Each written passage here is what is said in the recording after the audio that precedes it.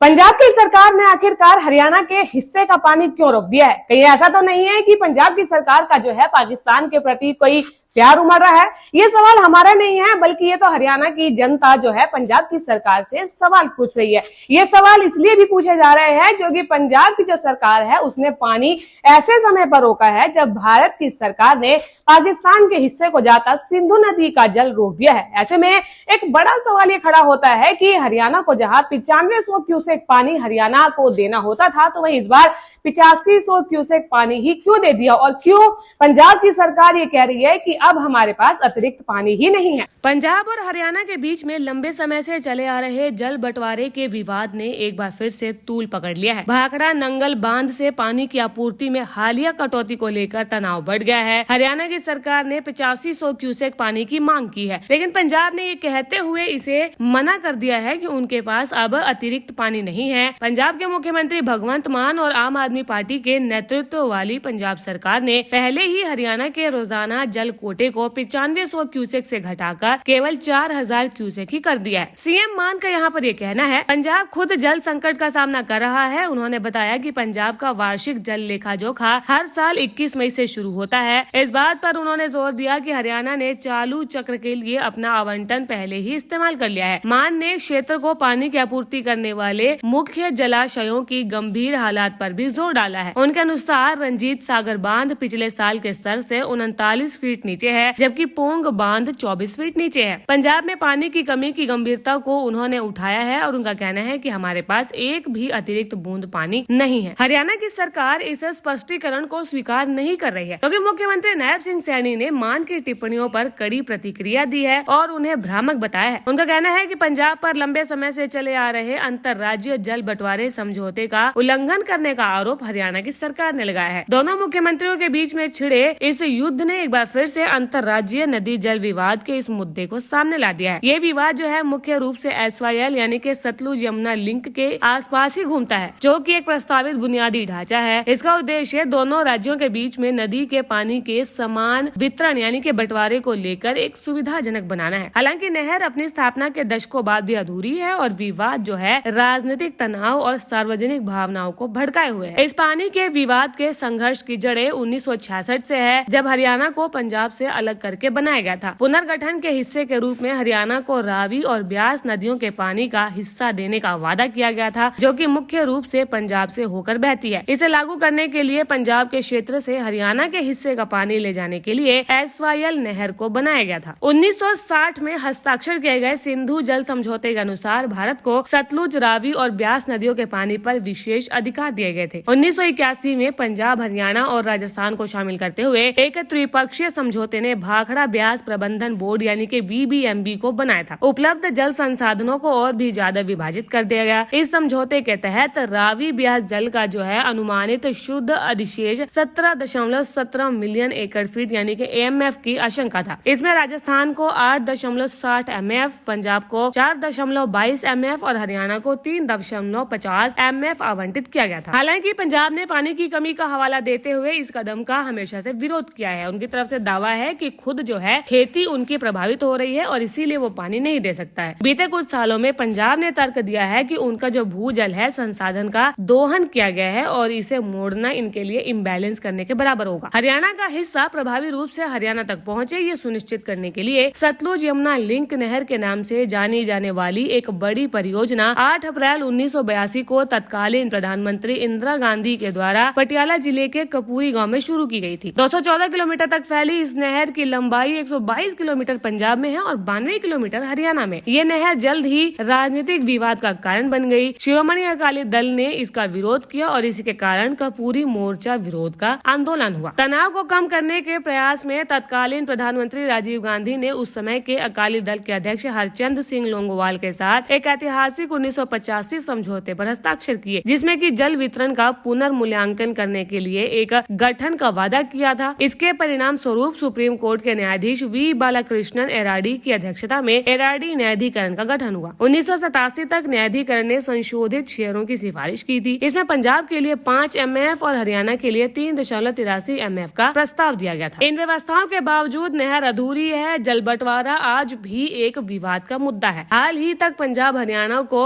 रोजाना जो है 9500 क्यूसेक पानी की आपूर्ति कर रहा था, लेकिन इसे घटाकर 4000 क्यूसेक कर दिया गया। पंजाब के जलाशय के लोअर लेवल और हरियाणा के वार्षिक कोटे के खत्म होने का हवाला दिया गया है और इस अचानक कटौती ने तनाव को फिर से बढ़ा दिया है। हरियाणा ने पंजाब पर जो है समझौते का उल्लंघन करने का आरोप लगा दिया है। पंजाब की सरकार के द्वारा जो हरियाणा के हिस्से का पानी रोका गया है, इस पर आपकी क्या राय है, हमें कमेंट में जरूर बताएं। और ऐसे ही कुछ अन्य खबरों के बारे में जानने के लिए नॉर्थ वेस्ट चैनल को लाइक, शेयर और सब्सक्राइब करना बिल्कुल भी ना भूलें।